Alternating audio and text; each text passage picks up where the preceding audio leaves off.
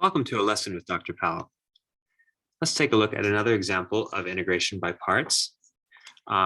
This time, let's do sine x times e to the x. Now, in the last example, notice how the derivatives got simpler so that one of the integrals ended up being 0.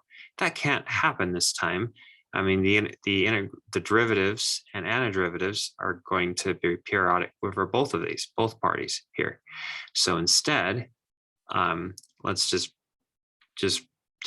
do anything. Let's just put sine x for derivatives and e to the x for antiderivatives.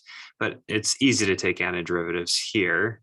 And so that's great. So we have e to the x, e to the x. We can just take antiderivatives down here. We would take derivatives, so cosine x and negative sine x. Now we'll stop as soon as the horizontal lines look similar.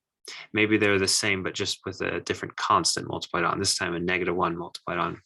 And let's see what the benefit of that is. We're going to use the idea that we have repetition. So let's look at our diagonals and think of a plus, minus, plus type pattern here. If we kept going, it would be minus, plus, and so forth. It would just continue. So what we end up getting is that this integral is equal to sine x ex minus, so that's multiplied by,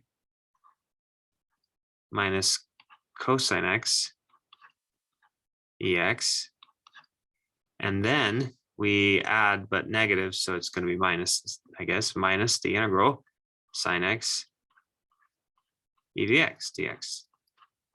Look at this equation. So it's this integral is equal to this minus a, the same integral. Why don't we just call this integral something like a? And that's something like a.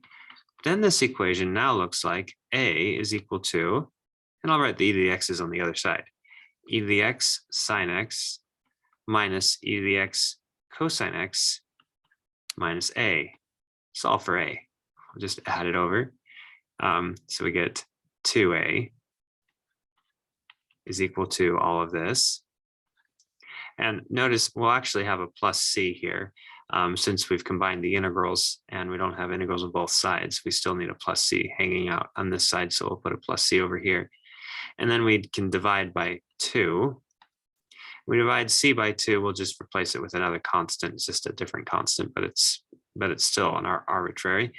So we end up getting e to the x sine x minus e to the x cosine x all over 2, then plus c.